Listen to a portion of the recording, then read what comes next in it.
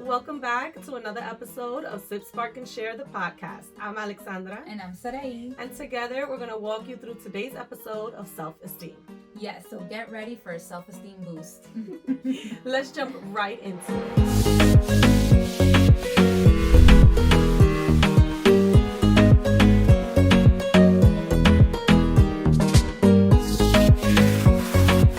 What age do you believe self-esteem starts to form? So I don't think there's a specific age of when it starts to form. I just think it has to do a lot with how early are you self-aware of your body, if you have confidence or if you don't have confidence. It's kind of like when you're maturing. Some people mature faster than others. So I don't think there's an age. I agree. I think that it's kind of like what you were saying, kind of like puberty. Everyone hits it at a different age. So you can't really pinpoint, or we can't really say for set in stone a specific age that it starts to form. Yeah. What does a healthy self-esteem look like to you? Well, that's a good question. I really like that question because I used to not have a healthy self-esteem. And now I'm working on getting a healthy self-esteem. So I think that what it looks like is a person who is okay with how they feel and how they behave to others. Maybe I'm not using the right word. They are respectful to themselves and to others. Okay. And they are confident. They're okay within their own skin. Okay. Do you understand? Yes. And they don't question or judge or second guess their own worth in a way. Okay, so self-esteem has to do with worth for you. Well, self-esteem now it does, because like what I said earlier, I didn't have such a healthy self-esteem. Yes. So when I was working on my self-esteem, which I know we're going to get into later, yes. I had to actually Google what self-esteem was. Okay. So then that's why my definition of what a healthy self-esteem looks like, it has to do with self-worth. Yes. Self-worth. Okay. Yeah, and for me, I would say a healthy self-esteem does not necessarily mean that you are okay with all of you. No, yeah. I think that you just accept the parts that you also don't like. Because I think a lot of people get confused that in order to have a healthy self-esteem, you have to love and embrace everything that you have. Yeah. But the truth of the matter is, there is going to be things that you don't like. But just because you don't like them, it does not mean that that's going to take away my confidence or my self-worth. Exactly. Like, for example, I never really suffered from self-esteem issues, but I did suffer from my worth. And when I say my worth, not that I didn't think I was worthy, but I used to think that people would only look at me because of my body. Okay. Right? So then I was left with the impression of is that all that I am to you? All you have to offer. That's all that I have to offer. Is that all that you look at? Like, you don't want to even get to really know me. You're more about the physical. So even though I didn't feel like, I was ugly or that I was a certain way, I had the confidence that I knew that that wasn't the case because of the attention I was getting, but it was the wrong attention. I understand. So that gave me some self-doubt of like, is that all that I am? But I accepted a lot of things that I didn't like, and I still think that I had a healthy relationship, because even though I didn't like it, I knew that it was okay. Realistically speaking, no one likes every single thing that they have. So yeah, I like that you brought that up, because that does bring me to my next question. Is there such a thing as an excessive self-esteem? I think so. Yeah. I think that when your self-esteem, and this is not even healthy. No. Because just because your self-esteem is not low, if it's too high to the point where now you're becoming cocky, it's unhealthy. That's unhealthy. Absolutely. Because that cockiness brings that you think that you are better than. Absolutely. And I don't think anyone is better than anyone. Absolutely. We're all equally the same. Now that we have different preferences, styles, and tastes, yes. That I'm not everybody's cup of tea, yes. But that does not mean, that either I have a low self-esteem or a high self-esteem. Yeah. But you could definitely have a high one. I've seen it. I've seen So have people I. be so self-centered and absorbed. Yeah. Where they think that they're hot, and I'm not going to say the word, and it's like, you don't need to be, you could be confident and not cocky. Yeah. It's two different things. Or not arrogant. Yes, because I have a lot of confidence in me, but my confidence is not that I think that I'm better than anyone. Absolutely. It's just that I've worked on it to feel that whether I am not 100% what I would like to be, I'm still worthy. I agree with you 1000%. I think that people get that confused. They believe that just because their self-esteem, according to their definition of self-esteem, is high, that's okay. That cockiness and arrogance. Oh no, that's because I got high self-esteem. You check yourself because you got low self-esteem. Yes, no, no. puppy. That's not the way that it works.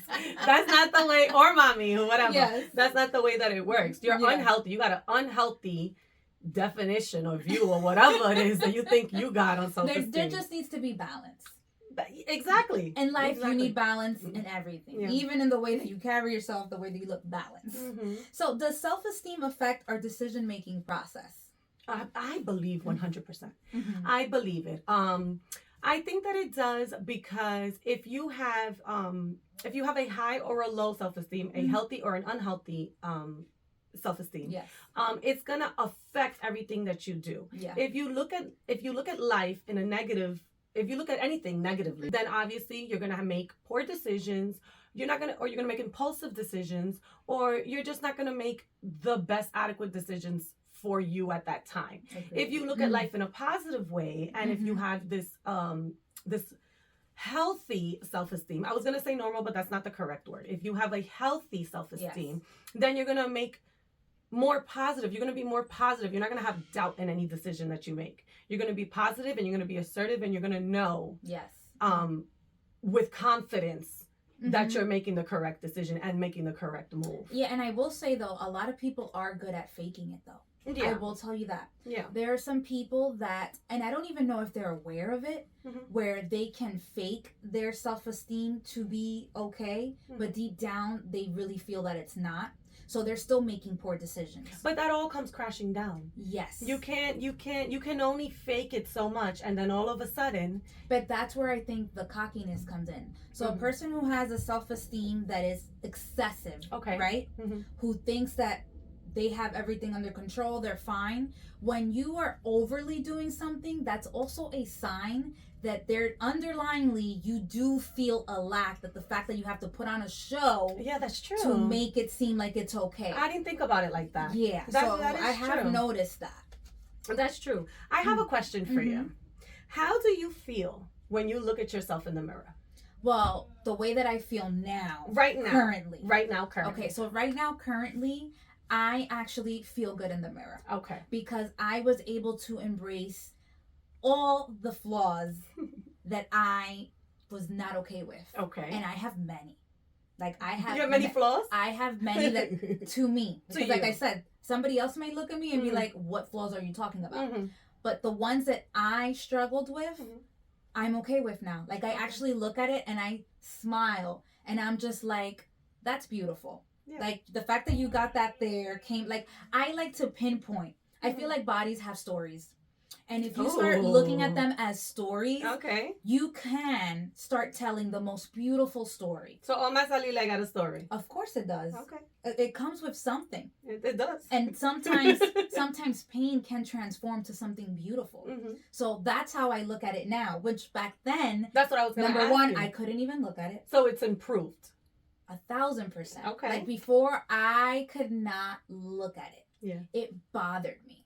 But it didn't take away my confidence. Okay. Because I feel like there's a difference between having healthy self-esteem and confidence. Yeah. I've always been confident.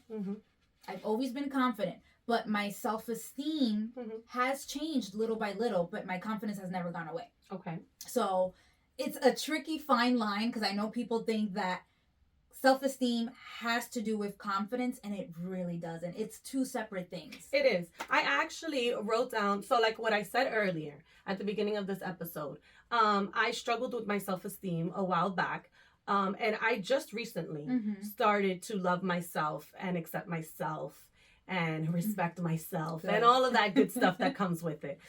But not so long ago, that was not me. Yeah. So I had to look up. I had to go to Google, our good old Google. Got it right here. And this is a definition of self-esteem. Yes. because I had to define it, because I could not. People kept telling me, "Oh, your self-esteem has to go higher. You have to love yourself. You have to do this. You have to do that." And I would lay in bed and I would be like, "Yeah, Alexandra, you have to love yourself. Yeah. You have to do this." But then I thought, but how do I like what is self-esteem? Like what exactly is self-esteem? Yeah. So I'm going to tell you right now, guys. Self-esteem, the definition, refers to your appreciation and value of yourself. Yep. It develops and changes as a result of your life experiences and interactions. Yes. Now, self-confidence. Self-confidence, which is what people seem to confuse with. Yes. Self-confidence is your belief in yourself and your abilities. So you see the difference? One of them has to do with an appreciation of yourself, and it's changing with scenarios. Yes. And the self-confidence is the belief in yourself and your abilities. Yes. So that's where I want to stop you and explain my situation. So I had confidence in myself that even though I had those things that I didn't like, I still felt like this is not going to break me or stop me from getting anybody. That was my confidence. But now my self-esteem was not appreciating or was not accepting those things. Exactly. Like, for example, I hated that I used to get the veins on the back of my legs, right? So that was something that I was like, I got it at a very early age because I was always on my feet. And it also runs in my family. So I hated that part of me. But my confidence was like, even with this, I know I still look good. Yeah. That was my confidence. But I was not accepting those veins. So what I would do, I would dress. And every time I would dress, I would make sure that would get covered, right? So I still look great, but it would take me an extra hour just to find the perfect dress that would cover that specific spot because I could not walk out showing it because I did not like it. So you see the difference? Yeah. If I would have had also a higher self-esteem, I would have had the confidence and also been like, well, if it's out, it's out. I don't care. So that's something that I brought up as years went by. Meanwhile, if I would have had veins on my legs, the old Alexandra, I would have not covered it up. I would have not pretended that I liked it or accepted it. I just would have never gone out. And I would have worn jeans. That's it, because then you were also lacking confidence. I was lacking confidence. I was lacking self-esteem. I said it to you guys. I was lacking everything. Yeah. Everything that comes in the mix. That's what I was missing. So can you tell them, what did you do to start making those changes? Or when did it even start for you? Okay, so when I started to notice that I had low self-esteem was when I was in high school. Yeah. I noticed it because I was always the one in a bikini, and I was always the one with barely any clothes on. I was very I don't know. You were like a little model. See, I was always very, very skinny. But I had a cute little curvaceous body. I don't know. I was killing it back in the day. So so when I got a boyfriend, this boyfriend, he would I remember that I would go to his house and he would have pictures of certain, so I'm Latina, and he would have pictures of girls, of women, very very curvy hourglass girls on his wall. Yeah. And I used to be take these pictures down because that's disrespectful. Oh my God, so really? So that's when I noticed I had a self-esteem problem, because why should it, because all of my friends, mostly all of my friends are guys. Yeah. So, and I see that all the time. And my brother used to have the same exact thing. So why should it be a problem that he got these pictures on the wall? So that's when it started to click. Yeah. But I didn't want to admit it. So then after that, I started noticing when I started gaining a little bit of weight, I was absolutely not. Right? Yeah. So I was very I couldn't look at myself. I'd be no. Yeah. And then I would put on, I would lose weight right away. And I used to lose weight really, really fast. Or if that didn't work, I would be really quick to put on a faja. Then after that, after I had my daughter, that's when it went out of control. Okay. That's when it got out of my hands, because I was a little bit older and I couldn't lose the weight as fast as I wanted to. Yeah. And then in the relationship that I was in, it wasn't such a healthy relationship. So those insecurities, if my partner would say it to me, it would be a little bit more difficult to handle. So that's where it started to decline. Okay. So it was various points. So for you, it was in your teen years. In my teen years, and then, but I never fixed it. I just would put a Band-Aid over it. Okay, for me, it was a little earlier than my teens, and it was because growing up. I remember. So we're Hispanics, right? And you know how Spanish people love pointing out like nicknames to everything, right? They love a nickname. So your flaws. So I was a child. I was small, and I've always had a big ass. That's what I've always been. I've been known for since I was young, and because when you're young and it's so big, it's just like, oh my God. Say what was your nickname? My nickname, I had so many. So they would call me J-Lo. They would call me La Culua, which is like big ass. So the minute I started getting all this attention, and this is my family. They didn't mean any harm, but this is the first thing they started pointing out. It comes from and within. then that stayed with me. Yeah. And then when I would go out, I would attract a lot of attention because I did have that hourglass body. So you already know when we would go to clubs or we would go out, I would get attention immediately. And I would always be covering myself. Always. Even at work, I would always cover myself. I never wanted to show my body because I'm like, I'm getting this attention and I don't even want it or like it. So from young, I had that already. From hearing it, I was very uncomfortable. I was like, don't look at me. Don't even flinch this way. I used to be like, God knows who he gives it to. Yes, because every one of my friends were like, we wish we had that. And now people pay to actually put that on. They do. So it's like they don't even know what they're asking for. They do know. I guess. Well, we know what we asked for. We want it. He was like, I don't want it. So yeah. So like I said, it didn't take away from my confidence, but it was just unwanted attention. Yeah. So how do we handle criticism and rejection when battling with low self-esteem? That's so hard. Yeah, it is. Because how do you battle something that you also don't like? You know what I mean? Like, it's hard. It's different if you like it and somebody else doesn't, then it's easier for me to tell you, well, whatever, deal with it. But when it's yourself, it's just you have to tackle that inner voice. Like for me, when I finally got over the covering myself and I was like, you know what, this is my body. God gave it to me and I'm gonna flaunt it, right? Once I took over, it was because I started to get to know myself and also because I was just like, I no longer want to hide. I shouldn't feel ashamed that I look this way. Which is odd because most people wanted it and they would praise it and they're like, oh my God, you look great, you look amazing. But it just had to do with, is this it? Yeah. Like, you know, I don't know. It's just hard. You matured. I did. Like you're much more mature. Yeah. For your age. Yes. So ever since you were little. Yeah. So you were looking at it differently. Yeah, I was looking at it differently because I wasn't looking at it in a child's mind. I was looking at it as an adult. Yeah. Like, really? You have to point out the obvious? Like, yeah, it's big. And what?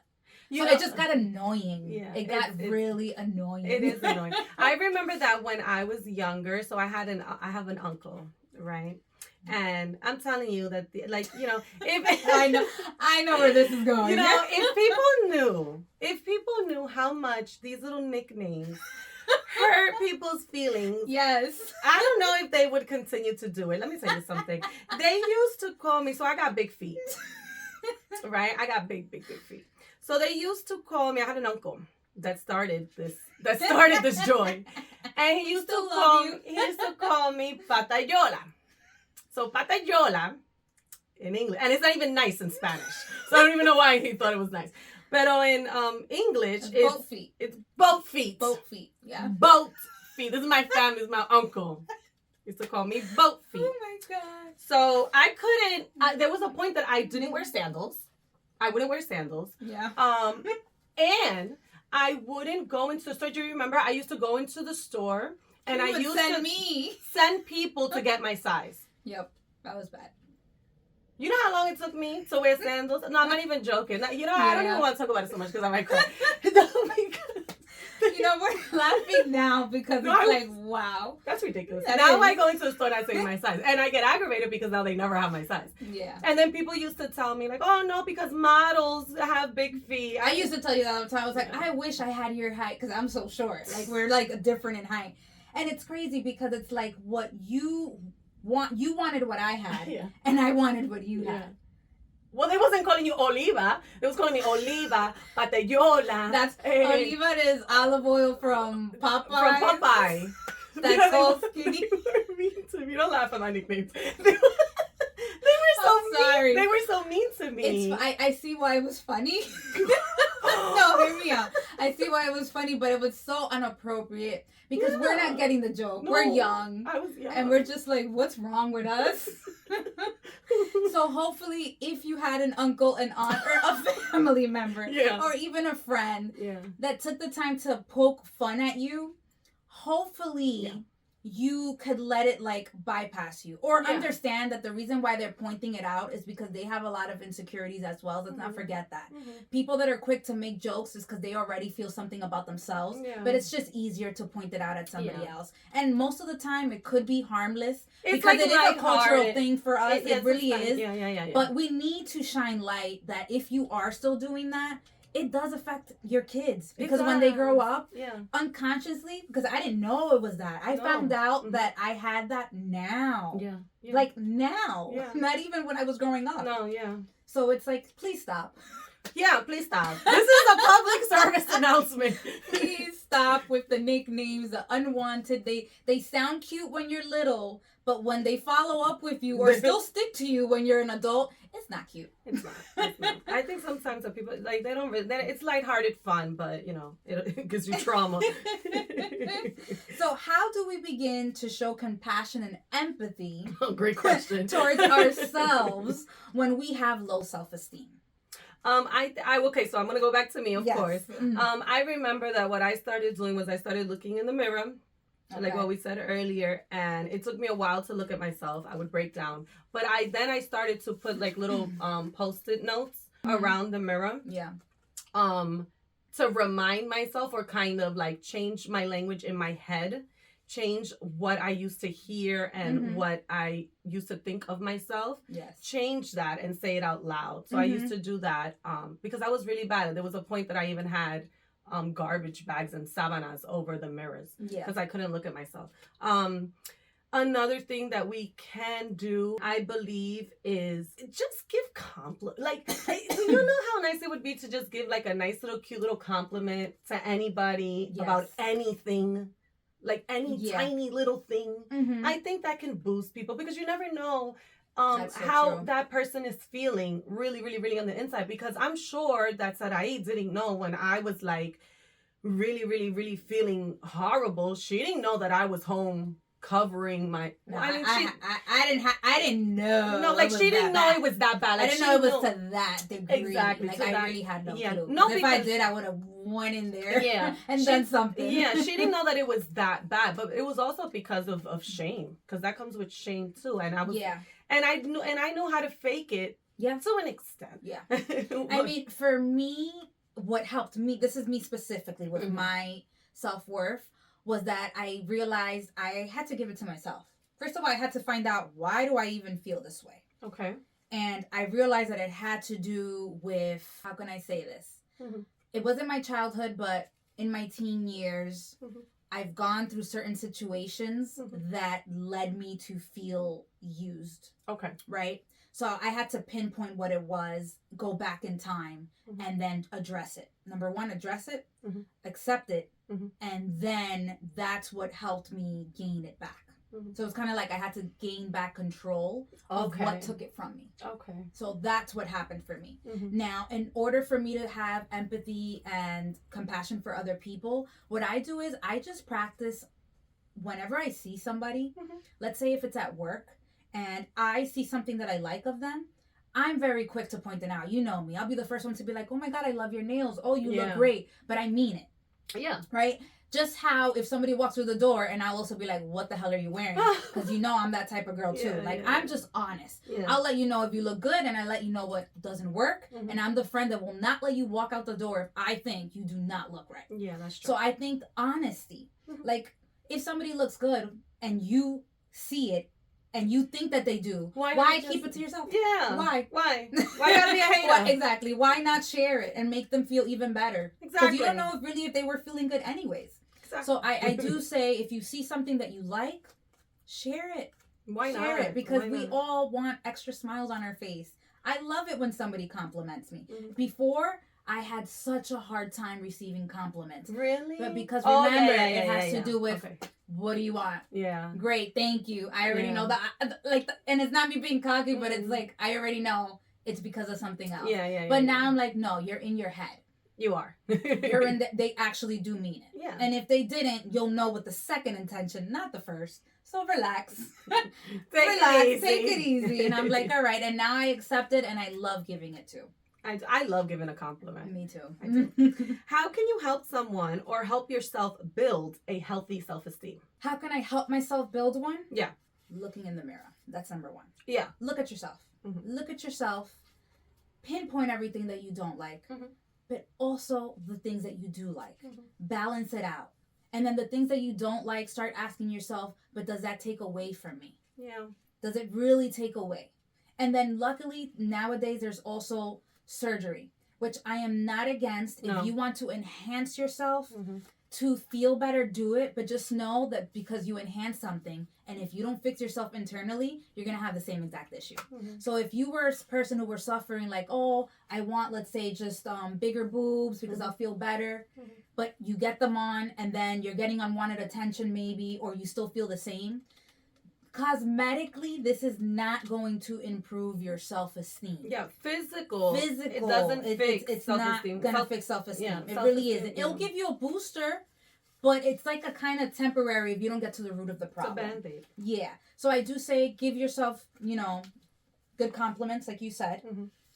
Find the internal root of the problem. Give yourself some good affirmations and read self-help books. I cannot say this enough. I'm big on that. Yeah. Improve yourself so that everything else in your life can get better. What I remember what I used to do. Well, first, obviously, I Googled what it was. You and your Google. I'm serious. I used to Google it because how can you expect somebody to have something that they don't even know what it is? Yeah. So at first, I Googled it, right? Then after that, I started looking at myself in the mirror. I did the mirror exercises. Yes. Then after that, I used to change my language. That was a big thing. I think it was like, I don't know. Oh my God. Thank God she did that. No, seriously. No, because she was so hard on herself. I was so hard on myself. I still am a little bit I've changed a little bit. You have. Yeah. You definitely have. I check you once in a while when I hear the words and I'm like, stop. But I did that. I also, I started taking like a moment for myself. So I'm a mom. I'm a single mom with 2 kids. And I take a moment to give myself some type of love, like some type of self-care. So the only time that I have, even though I am a stay-at-home mom with 2 kids, yes, I don't have a lot of time. A lot of people think that because you're a stay-at-home mom, you have all the time in the world. Yeah. No, I think I can have 5 minutes in the bathroom, and that's with company. Like, my child is there. So what I started to do, I started making a schedule for myself, and I have a little self-care of skincare. Because when I was a little bit younger, I had a lot of acne, and that really messed up my self-esteem, like my confidence and stuff like that. So I take a lot of care of my skin. Like I'm like I could be in the club and like come home. We can come home at 6-7 o'clock in the morning. Yeah, it's disgusting. And like, she has to wash her face. And I wash my face. Like I do not go to bed without washing my face. Honestly, you really shouldn't though. I'm sorry. Yeah, no. You should. But that's just proper hygiene. Yeah, I just don't. It doesn't matter what's going on. It doesn't matter where I'm at. I'm washing my face, and I do that not because I'm so, oh my God, my skin. No, it's because when I had my low self-esteem and I was building it up, I made a promise to myself that I would take these 5 minutes and wash my face singing a specific song. What And song is that? do I have to sing it? I want to hear it. So I'm gonna start crying. Mhm. But so when I wash my face, so I pin up my hair. I have a routine. It's like people are gonna laugh, No, they're but not. it's something that helped me. Yeah. So I put two little ganchitos, and as I do it, I say, I am beautiful. I am confident, and I sing like and I that. sing that song. And and if I don't want to sing it, like if I'm like, so when I sleep over today's house, and I don't want people to hear me saying it, I hum it. So I go, Girl, you know you can sing here. yeah. But sometimes I don't want to sing all the time. So I do it, and I do it religiously, and I do it every single day, and I don't. So you've miss built a day. a routine for your self-confidence. I love that. Yes, because I was so low that I don't Mhm. ever in my life want to see myself go back there. And hopefully Like, you will ever. never go back there. No. I don't think I will ever go back there. But it's Yeah. because I do tiny little steps Yes. like that. And it's really, I'm really proud of myself. And I give myself you a should lot be. of props. You I should do. be. Because I was in such a dark place, and and nobody understands how I felt about myself.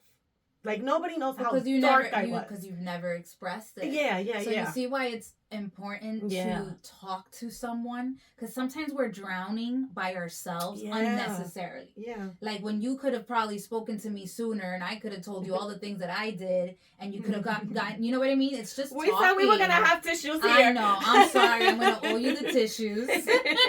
But I'm glad that you are opening up, and you're just blossoming, and you're glowing, and your confidence is really shining through. It is. So keep it up. So just keep up. So not to like, drown ourselves here, but do have, have a good self-care or anything that's very, very, very, very dear to your heart and that's going to help you out. I think that you should do it. Yes. And believe in yourself. Don't believe in yourself. Give yourself credit. Love yourself. Respect yourself. Yeah. That all comes with self-esteem. Yes. And to wrap it up, just a quick reminder. Of course. If you're struggling with low self-esteem, remember you're not alone. You're not. Like, we are here for you. Leave comments on the chat below. Ask us any more questions if you would like to. Any little advice that you want, any more little routines. Embrace each other. Stay forward. Celebrate your victories. So we hope that after sharing our stories, we didn't scare you, but instead sparked you to look within and to start having these open, honest conversations with yourself and hopefully others too. Absolutely. Remember to respect yourself and have some patience. Give yourself some time. Love yourself, because if you don't, who else is going to love yourself? No one, only you. Absolutely. So join us on the next episode here on Sip, Spark, and Share, where we're gonna walk you through your thoughts. Bye. Don't forget to subscribe.